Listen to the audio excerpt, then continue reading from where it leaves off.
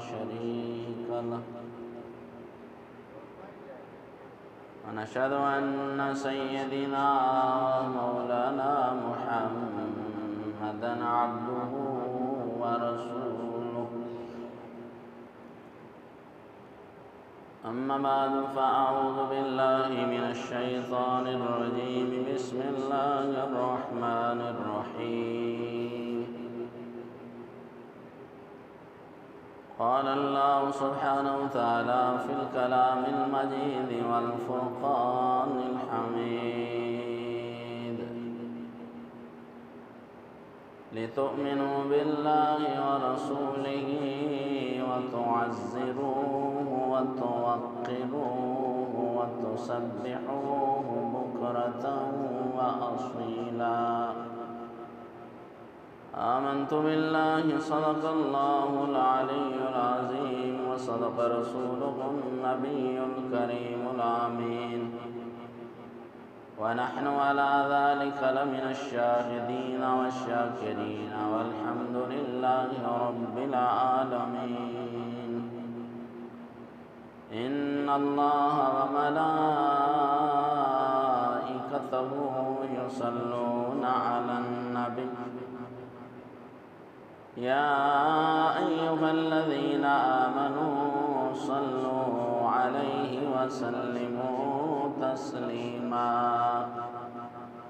اللهم صل على سيدنا ومولانا محمد وعلى آل سيدنا ومولانا محمد وبارك وسلم وصل عليه الصلاة والسلام عليك يا سيدي يا رسول الله الصلاة والسلام عليك يا سيدي يا حبيب الله الصلاة والسلام عليك يا سيدي يا رحمة للعالمين الصلاة والسلام عليك يا سيدي يا جد الحسن والحسين الصلاة والسلام عليك يا سيدي يا خاتم النبيين الله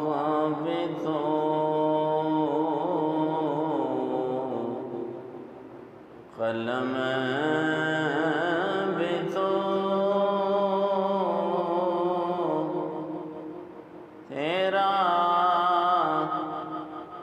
وجود الكتاب لوح بتو قلم بتو تیرا وجود الکتاب گنبد آبگین رنگ تیرے محیط میں ہوا شوق تیرا اگر نہ ہو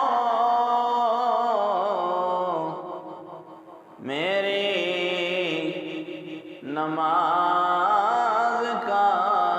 ایمان شوق تیرا اگر نہ ہو میری نماز کا ایمان میرے قیام بے حجاب میرے سجود بے حجاب تیری نگاہ ناز سے دونوں مراد پا گئے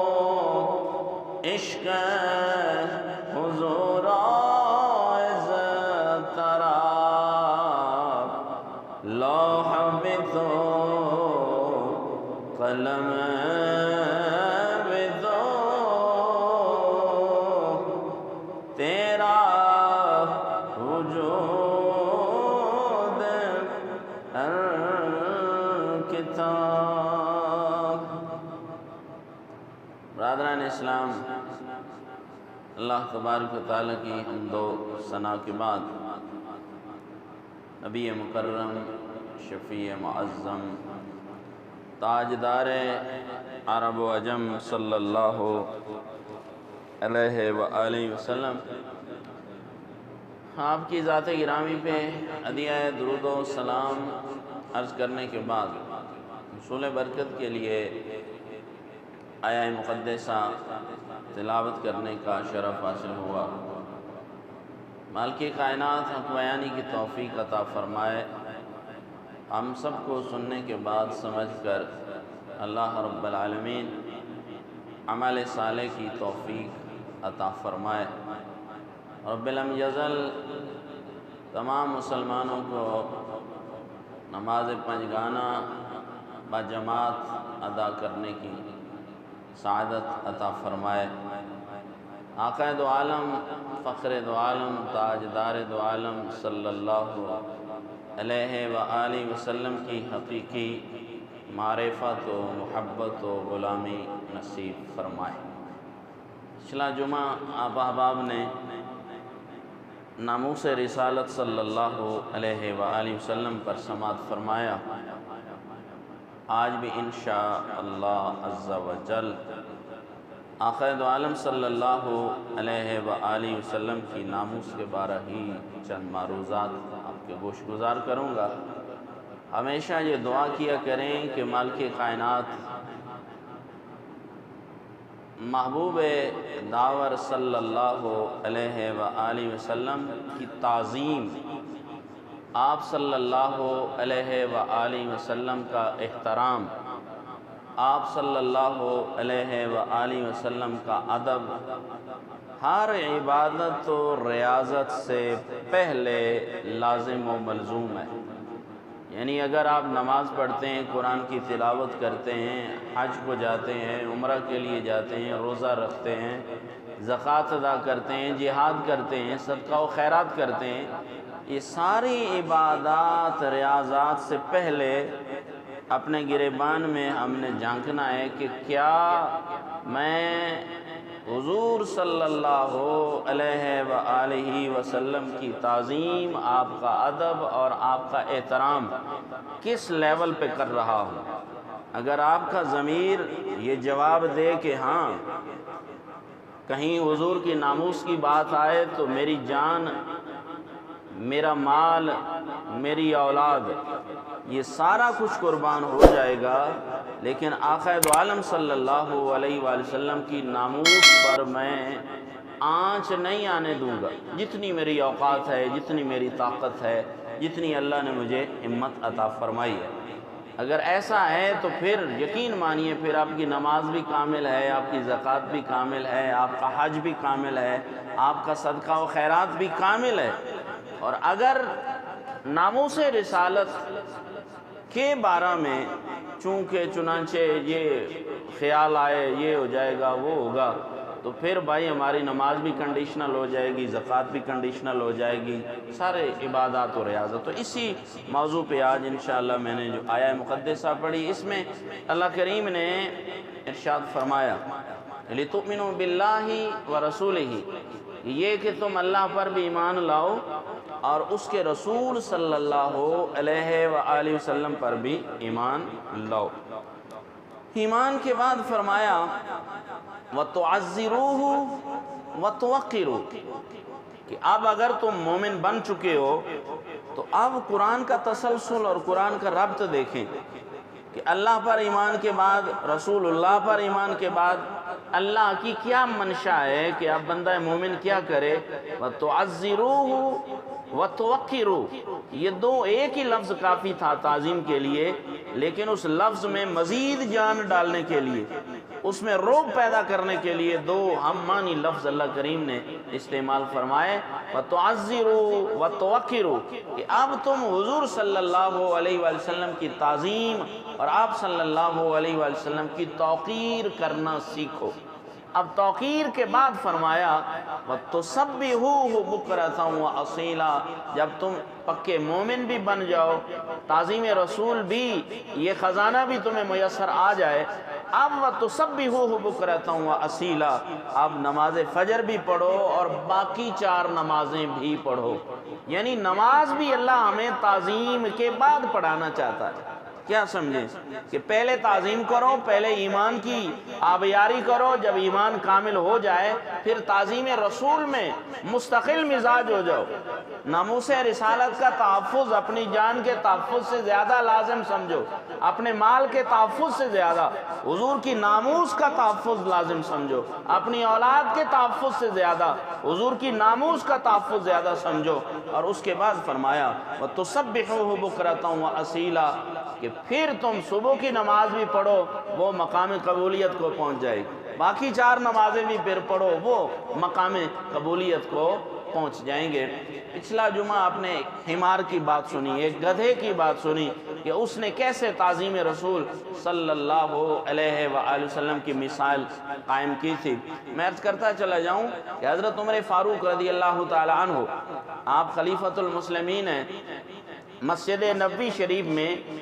چاند مہمان آئے مسجد نبوی شریف میں، اور خلیفہ کون ہے؟ حضرت عمر رضی اللہ تعالی عنہ۔ تو وہ مسجد میں اونچی آواز میں باتیں کر رہے تھے، نبی صلی اللہ علیہ وآلہ وسلم مواجہ شریف کے قریب بیٹھے ہوئے تھے، وہ مسافر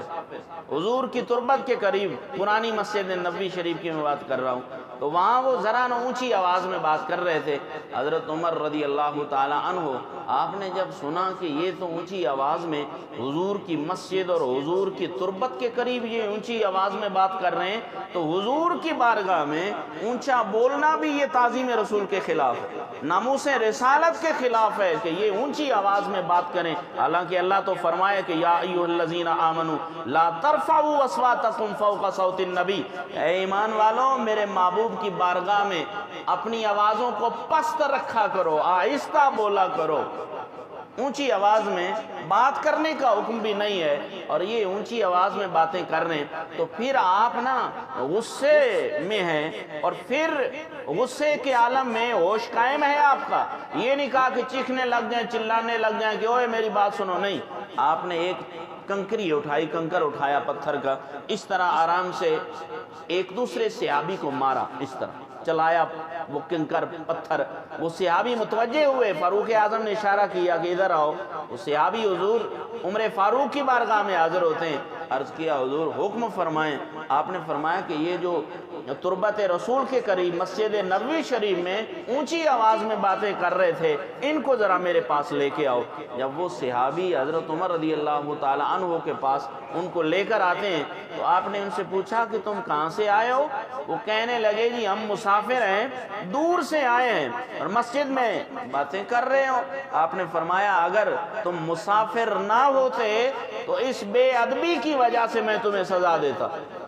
کہ تم مسجد نبوی حضور کی مسجد ہے اور تربت رسول کے قریب بیٹھ کر اتنی اونچی آواز میں باتیں کر رہے ہو، اور تمہیں ادب رسول کا خیال نہیں ہے، تمہیں تعظیم رسول کا خیال نہیں ہے، تمہیں ادب و احترام رسول کا خیال نہیں ہے، میں تمہیں کوڑے مارتا۔ لیکن تم مسافر ہو، میرے محبوب کے شہر میں مہمان آئے ہو، اس لیے میں تمہیں چھوڑ رہا ہوں۔ تو ہمارے لیے اس میں بڑے سبق ہیں میرے بھائی، کہ آج بھی اس دور میں بھی، اچھا سلطان محمود کا نام سنا ہے آپ نے؟ سلطان محمود غزنوی، ایاز بڑا پیارا غلام تھا سلطان محمود کا، اور ایاز کے بیٹے کا نام تھا محمد۔ ایک دن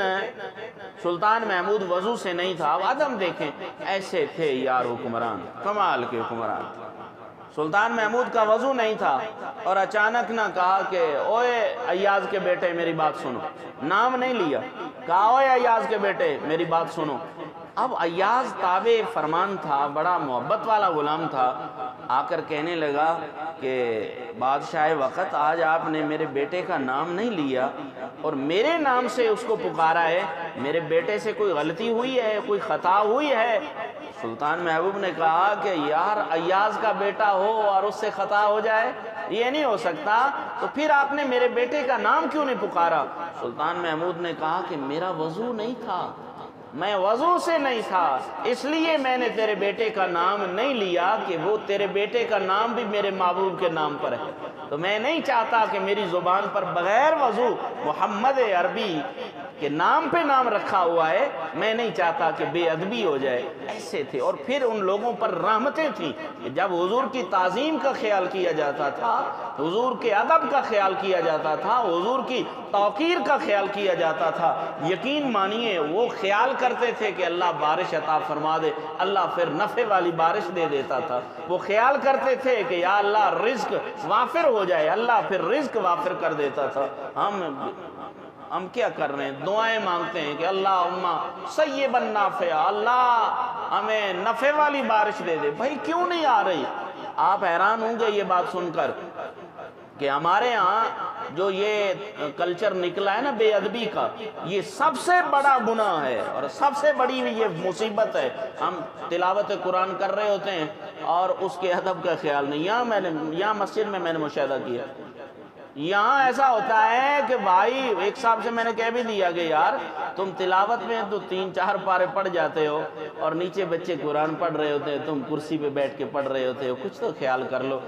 وہ اسے خیال نہیں آیا، میں نے بچوں کو اٹھا لیا کہ یار ہم یہاں سے اٹھ جاتے ہیں، ہم کہیں اور جا کے پڑھ لیں گے، یہ بندہ کرسی نہیں چھوڑ رہا، کرسی پہ بیٹھ کے قرآن پڑھا جا رہا ہے۔ اور پھر اسی طرح خارج کی، پھر قرآن کو پکڑ لیا، دل بھی نہیں مانتا۔ یہ بے ادبی، یہ بے توقیری، یہ بے احترامی، یہی سزا ہے ہماری۔ سلطان محمود نے کہا کہ یار میرا وضو نہیں تھا، اس لیے میں نے تیرے بیٹے کا نام نہیں لیا کہ یہ حضور کے نام پر۔ امام شافعی کے بارے میں محققین فرماتے ہیں اتنا بڑا امام کہ ساری زندگی مدینہ شریف میں گزار دی، صرف اس لیے گزاری کہ یار کہیں مجھے مدینہ سے باہر موت نہ آ جائے، میں مدینہ میں مرنا چاہتا ہوں۔ اسی ڈر سے مدینہ سے باہر گئی نہیں ہے، سفر ہی نہیں باہر کا کیا کہ یار میں کہیں جاؤں گا تو ممکن ہے مجھے مدینہ سے باہر موت آ جائے، تو میں شہر نبی کے علاوہ مرنا ہی نہیں چاہتا۔ آپ کو گھوڑے ملے، آپ نے سنی ہوئی بات، آپ نے امام شافعی نے وہ گھوڑے کسی کو دے دیے، اور امام مالک کو گھوڑے ملے، سوری ٹو سے امام مالک کو گھوڑے ملے، آپ نے امام شافعی کو دے دیے کہ یار یہ گھوڑے تم لے جاؤ، میں شہر رسول میں رہتا ہوں، میں نہیں چاہتا کہ شہر رسول ہو اور امام مالک اس پر سوار ہو جائے۔ یہ تھی تعظیم، اور ان تعظیم کرنے والے لوگوں کو اللہ نے مقام کتنا دیا۔ یہ حضور تو حضور ہیں، حضور کے خون کی وہ لوگ تعظیم کرتے تھے، آپ کیا سمجھے ہیں؟ حضور تو حضور ہیں، حضور کے خون کی تعظیم کرتے تھے۔ ہمیں ہر پلیٹ فارم پہ نا، یہ جو انڈیا میں ابھی وہ ایک بدنیاد عورت نے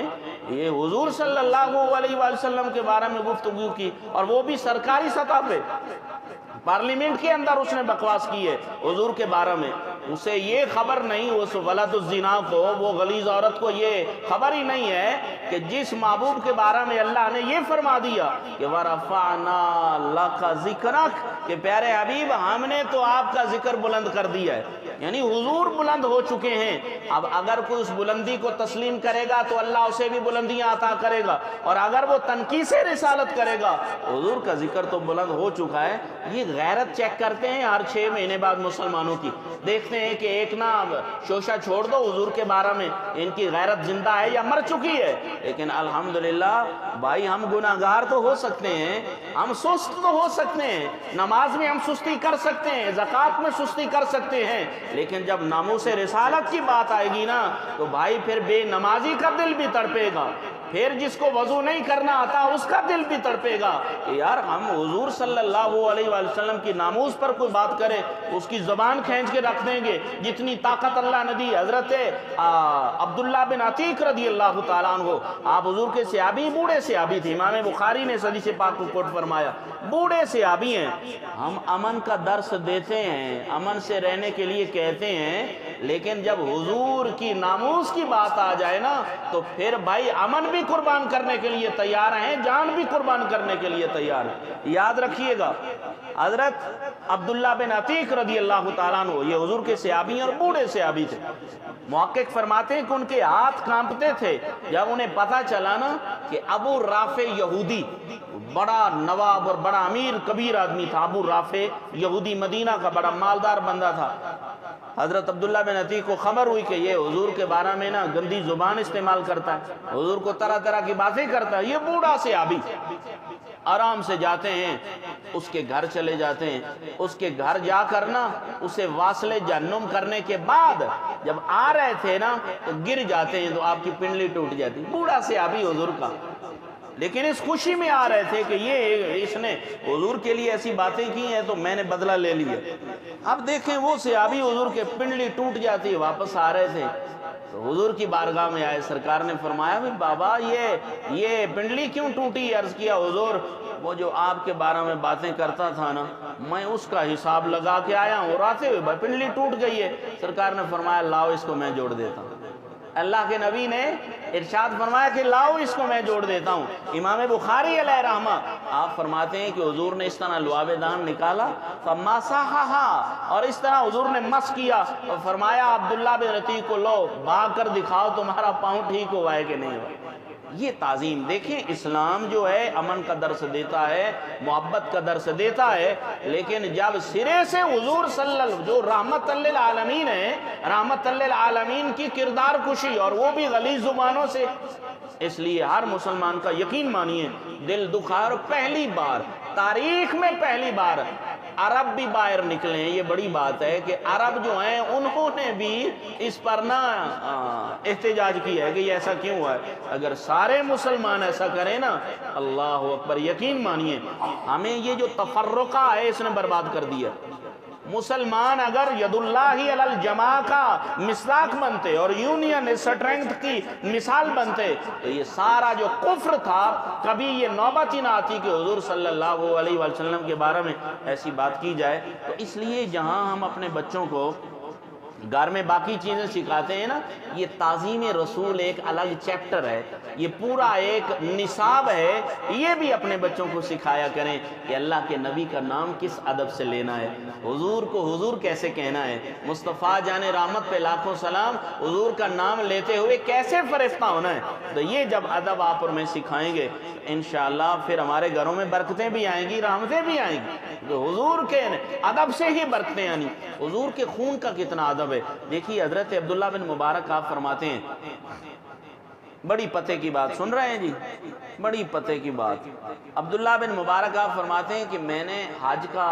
ارادہ کیا، پیسے اکٹھے کر لیے، حج کے لیے میں جا رہا تھا تو راستے میں میں نے دیکھا کہ ایک مستور ایک عورت نا ایک مردہ بطخ کو نا اس کے نا پر وغیرہ اتار رہی ہے، گوشت استعمال کرنے کے لیے بنا رہی ہے۔ تو میں نے کہا کہ کیا تو مسلمان ہے؟ وہ پردے میں تھی، بڑے دھیان سے یہ بات سنیے گا کہ تو مسلمان ہے؟ اس نے کہا میں مسلمان ہوں۔ پھر یہ حرام اور یہ مردار کیوں ایسا کر رہی ہو؟ اس پردہ دار عورت نے کہا کہ اس سے تمہیں کیا غرض؟ ہوں میں مسلمان اور یہ مردار میں استعمال کر رہی ہوں، مجھے پتا ہے میں کیوں کر رہی ہوں، تم جاؤ اپنا کام کرو۔ تو حضرت عبداللہ بن مبارک یہ حضور کے تابعی ہیں، انہوں نے کہا کہ میں نے جستجو کی کہ نہیں آپ مجھے بتائیں تو صحیح کہ آپ آخر یہ کام کیوں کر رہی ہیں؟ تو مستور نے کہا کہ میں خون رسول ہوں، میں آل رسول سے ہوں، اور میرے شوہر کو اس دنیا سے گئے ہوئے اتنے سال بیت گئے اور مجھے زکوٰۃ لگتی نہیں ہے، سفید پوش ہوں، کسی نے پوچھا نہیں ہے، بچے بھوک سے مر رہے تھے، ان کو بچانے کے لیے یہ میں نے اقدام کیا ہے۔ عبداللہ بن مبارک کی چیخیں نکل گئیں اور کہنے لگے کہ یار تو حج کے لیے جا رہا ہے، یہ حج والے پیسے نہ ان کو دے دے۔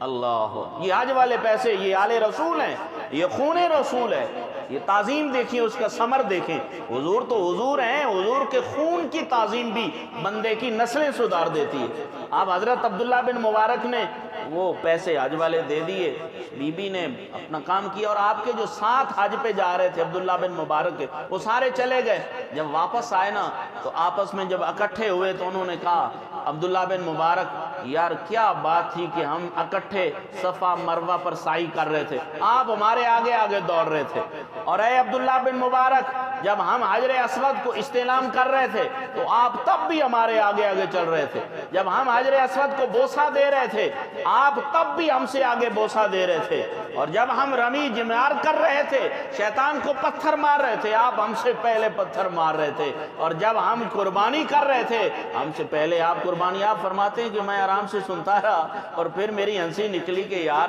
تم یہ اتنی بڑی کہانی سنا رہے ہو تو میں تو حج پہ گیا ہی نہیں ہوں، میں حج پر نہیں گیا۔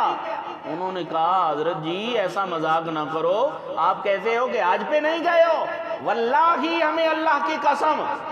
ہم نے آپ کو طواف کعبہ کرتے ہوئے دیکھا ہے، صفا مروہ پہ دوڑتے ہوئے دیکھا ہے، ہم نے حجر اسود کو بوسہ دیتے ہوئے آپ کو دیکھا ہے، آپ اسی حیرانی کے عالم میں سو جاتے ہیں۔ جب سو گئے تو آقا دو عالم صلی اللہ علیہ وآلہ وسلم کی زیارت سے مستفید ہوتے ہیں۔ حضور کی خواب میں زیارت ہوتی ہے اور سرکار فرماتے ہیں کہ عبداللہ بن مبارک تمہیں مبارک ہو کہ تو نے میرے خون کا حیا کیا، میرے خدا نے تیری شکل کا ایک فرشتہ پیدا کر دیا ہے جو قیامت تک تیری طرف سے حج بیت اللہ شریف کرتا رہے، اور یہ حج بھی تیری طرف سے ہوا ہے۔ میرے بھائی یہ تعظیم رسول، حضور تو حضور ہیں، حضور کے خون کی جو تعظیم کرے گا میرا خدا اس کی نسلیں سدھار دیتا ہے۔ حضرت عبداللہ بن زبیر رضی اللہ تعالیٰ عنہ یہ حضور کے صحابی ہیں، سرکار نے جب پچھنے لگوائے نا یہ تعظیم سیکھیں۔ اصل میں قصور کچھ ہمارا بھی ہے کہ ہمارے علماء نے بھی نا وہ حضور کا نام جی حضور نہیں کہیں،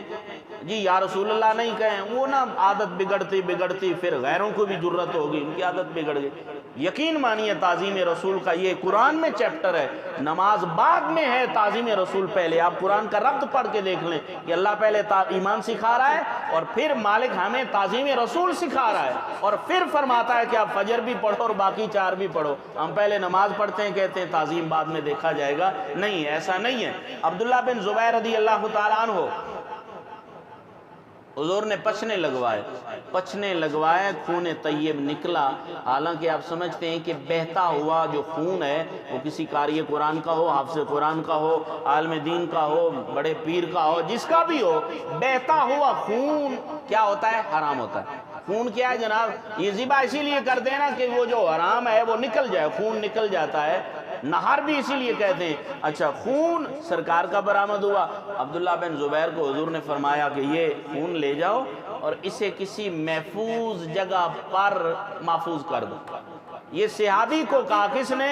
اللہ کے نبی نے صلی اللہ علیہ وسلم نے۔ سرکار دو عالم صلی اللہ علیہ وسلم نے جب ارشاد فرمایا، عبداللہ بن زبیر وہ خون کا پیالہ لے جاتے ہیں اور جا کر نہ ادھر ادھر دیکھنے کے بعد خیال کیا کہ یار تیرے پیٹ سے زیادہ محفوظ کوئی مقام نہیں ہے۔ اللہ اکبر، یہ حضور کا خون ہے، اب یہ تیرے پیٹ سے زیادہ کوئی محفوظ مقام نہیں۔ یہ صحابی کا عمل ہے، آپ نہ آرام سے خون کو پی جاتے، خون پی لیا۔ آپ پینے کے بعد واپس حضور کی بارگاہ میں آتے ہیں، سرکار کی بارگاہ میں آئے نا، اللہ کے نبی صلی اللہ علیہ وسلم نے تبسم فرمایا، مسکرائے، گویا آپ جان رہے ہیں، اور نبی جانتا ہے، نبی کو اللہ جنوا دیتا ہے۔ نبی ہوتا ہی وہ ہے جس کو چھپی ہوئی خبریں ہوتی ہیں اللہ کی عطا سے۔ حضور مسکرائے اور فرمایا کہ بتاؤ بھائی یہ خون کا کیا کیا؟ عرض کیا حضور میں نے اپنے پیٹ میں اسے رکھ لیا ہے۔ کیا کیا ہے؟ پیٹ میں رکھ لیا۔ اب حضور نے یہ نہیں فرمایا کہ ہوئے یہ تو حرام تھا، یہ تھا، وہ تھا، یہ کیوں کیا، بلکہ سرکار نے خوشخبری سنائی۔ حضور فرماتے ہیں کہ اذهب احرزت نفسك من النار، جاؤ تمہیں خوشخبری ہے تو نے اپنے آپ کو جہنم کی آگ سے بچا لیا ہے۔ یہ عمل کر کے اذهب احرزت نفسك من النار، تو نے اپنے آپ کو جہنم کی آگ سے بچا لیا ہے، اور کبھی زندگی میں تمہیں پیٹ کی تکلیف نہیں ہوگی۔ یہاں ٹھہر کر میں آپ سے ایک عرض کرتا ہوں کہ میرے بھائی حضور کے خون کی تعظیم کرنے والا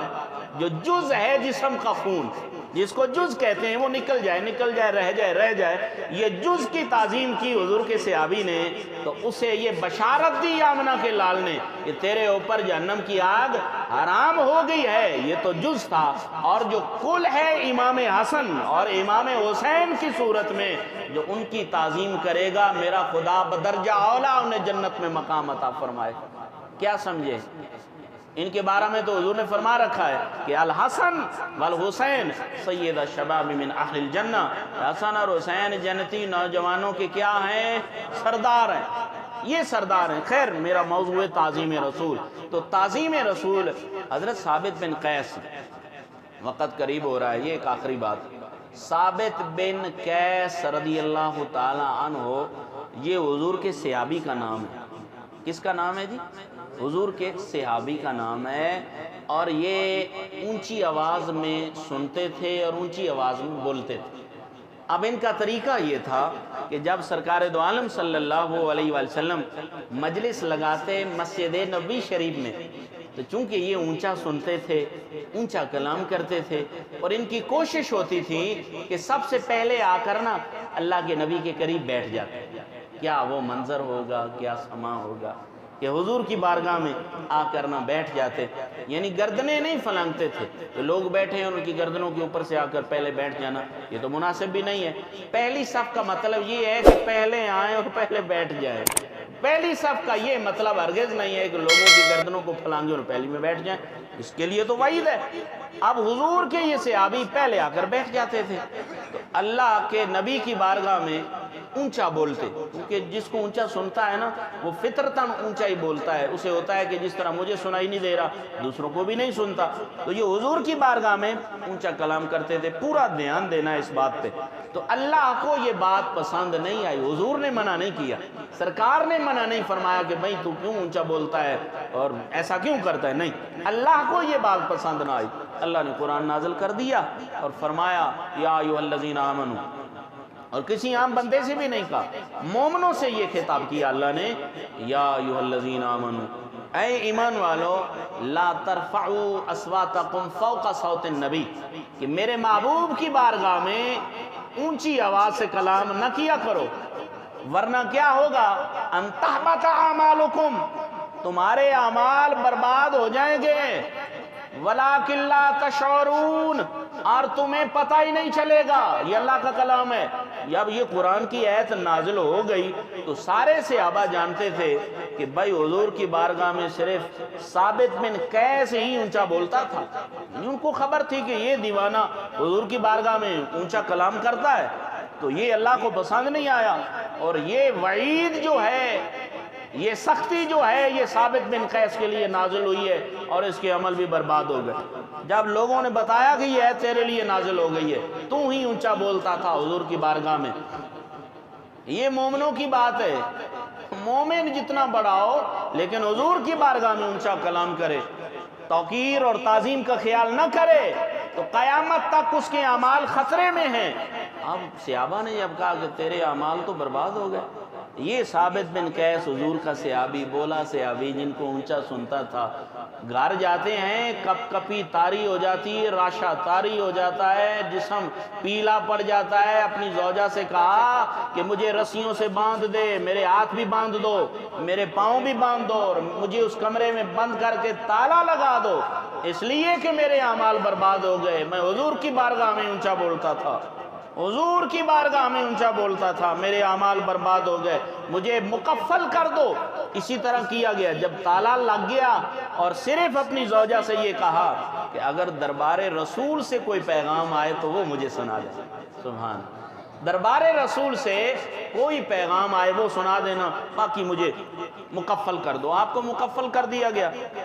تالا لگا دیا گیا۔ اب حضور کی بارگاہ میں حضرت سعید جاتے ہیں، جو اکثر اس ثابت بن قیس کے ساتھ جاتے ہیں، دوست ہوتے ہیں نا، ایک دوست آ رہا ہے نماز کے لیے، دوسرے کو کہتا ہے چل آ یار نماز پڑھ کے، بیلی ہیں جتنے ہونے چاہیے، کیوں بھائی بیلی ایسا ہو کہ آپ نماز کے لیے آئیں تو دوسرے کو بھی ساتھ لے آئے، وہ ایسا نہ ہو کہ آپ کو بہ جا میں بھی کوئی نہیں پڑھنی تے تیں کے لین جانا، اے جے بیلی نو ترائے طلاقاں دیو، قریب بھی نہ جاؤ، جڑا تانوں اللہ دے گھر تو روکی کھڑا ہے، اے جے بیلی نو کیا کرنا ہے؟ یعنی ایسا دوست ہونا چاہیے کہ خود بھی نماز پڑھے اور کہے کہ چل یار کام تو ہوتے رہیں گے، آؤ اب نماز کا وقت ہے، نماز پڑھنے کے لیے چلتے۔ یہ وقت جو ہے نا، ایک وقت آئے گا کہ تیرے پاس یہ وقت نہیں رہے گا، تجھے مجھے اٹھا کر لوگ قبر میں ڈال دیں گے اور پھر وہاں سارے اوقات اور وقت کا حساب دینا پڑے گا۔ اب یاد رکھیں، حضرت سعید حضرت ثابت بن قیس کے ساتھ آیا کرتے تھے، جب یہ آئے نا اکیلے، اب ثابت بن قیس نہیں آیا تو میرے آقا نے فرمایا اوے بیلی تیرا کتھے آئے، تیرا بیلی نہیں آیا، ثابت بن قیس نہیں آئے۔ حضرت سعید نے پوری بات سنا دی کہ یا رسول اللہ صلی اللہ علیہ وآلہ وسلم، آقا دو عالم، کل جو آیت نازل ہوئی ہے ثابت بن قیس کا خیال ہے کہ اس کے لیے نازل ہوئی ہے، اس کے عمل ضائع ہو گئے حضور، اس لیے وہ اپنے آپ کو اس نے رسیوں سے باندھ لیا ہے، اپنے ہاتھ باندھ لیے ہیں، پاؤں، اب تعظیم کا ثمر دیکھے کہ جس نے رسول اللہ کی تعظیم کی ہے اس کو اللہ نے ثمر کے عطا کیا ہے، حضور باندھ لیا ہے، کمرے میں بند پڑا ہے، تو میرے آقا نے مہربانی فرمائی، حضور نے شفقت فرمائی اور ارشاد فرمایا کہ اے سعید تم اس طرح کرو، جاؤ نا ذرا ثابت بن قیس کو میرے دربار میں بلا لا۔ اللہ آئے میرے دربار میں بلا لو۔ حضرت سعید رضی اللہ تعالیٰ عنہ آپ جاتے ہیں ثابت بن قیس کے گھر، جا کر کہا کہ میں ثابت بن قیس سے ملنا چاہتا ہوں۔ گھر والوں نے کہا نا بھائی، حکم یہ ہے ہمیں کہ کسی کو ملنے نہیں دینا۔ سعید نے کہا میں دربار رسول کا ایلچی ہوں، مجھے رسول اللہ نے بھیجا ہے، میں حضور کا بھیجا ہوا ہوں۔ تو تب جناب نا تڑپ جاتے ہیں ثابت بن قیس، تڑپ جاتے ہیں اور چیخ کر کہا کہ اگر رسول اللہ کی طرف سے کوئی پیغام لے کر آیا ہے تو خدا کے لیے مجھے اس کو ملوا لیں۔ سلطان باہو رحمۃ اللہ تعالی، اتنی تقریر میں نے آپ کو سنا دی۔ یہاں سلطان صاحب نے ایک بیت لکھا تھا، وہ میں پڑھنا چاہتا ہوں کہ حضرت ثابت بن قیس اپنے دل میں یہ خیال کر رہے تھے، اور مناقب سلطانی میں اس کو سلطان صاحب نے اپنے رنگ میں لکھ دیا کہ حضرت ثابت بن قیس رضی اللہ تعالیٰ عنہ یہ خیال کر دے پہنے، انج سوچ دے پہنے کہ میں کون جی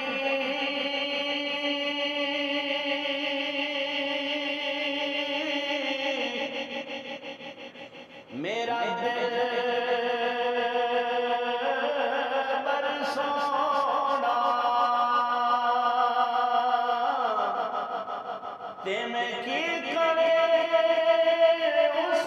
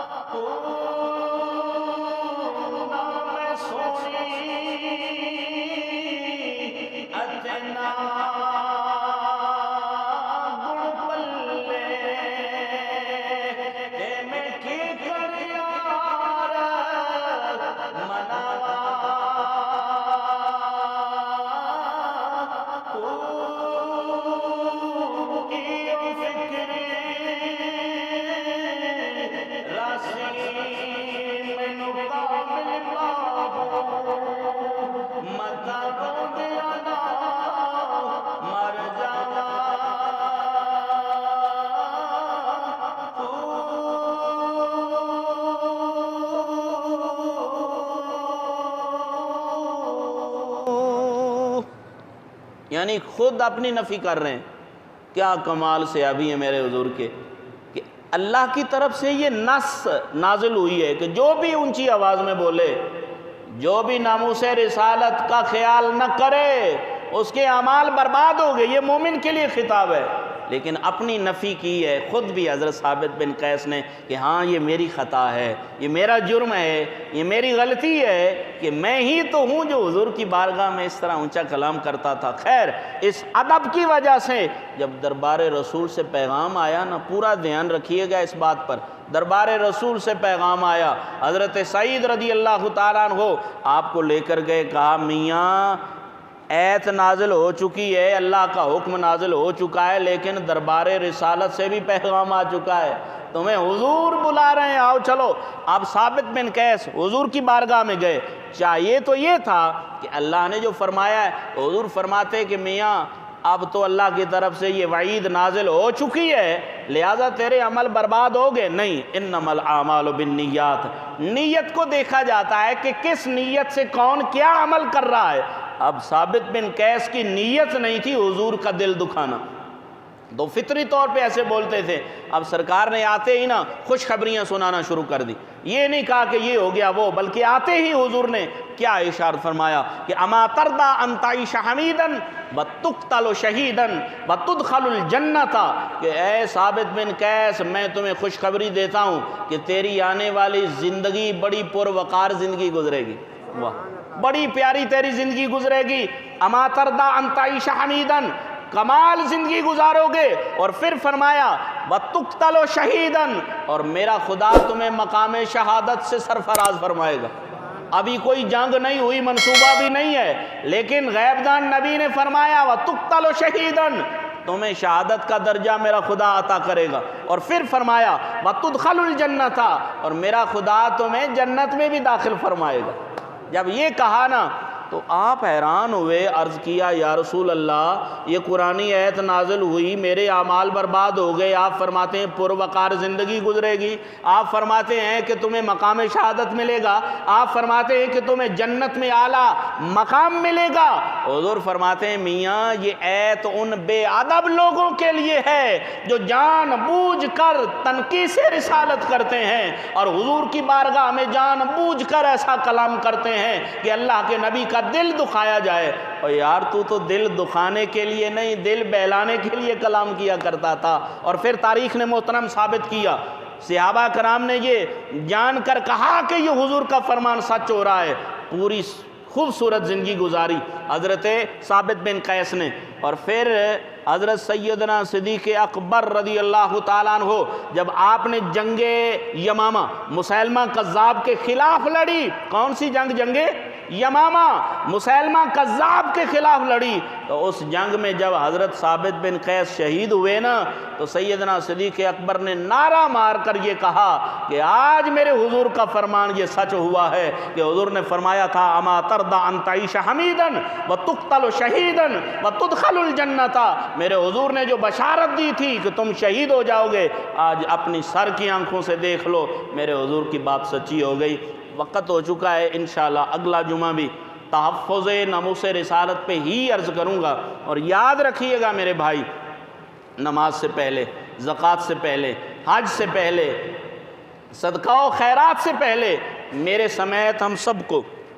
اپنے گریبان میں جھانکنا ہے کہ کیا ناموس رسالت کا جو عنصر ہونا چاہیے وہ میرے دل میں ہے۔ اگر آپ کا ضمیر کہے کہ ہاں الحمدللہ تعظیم رسول کا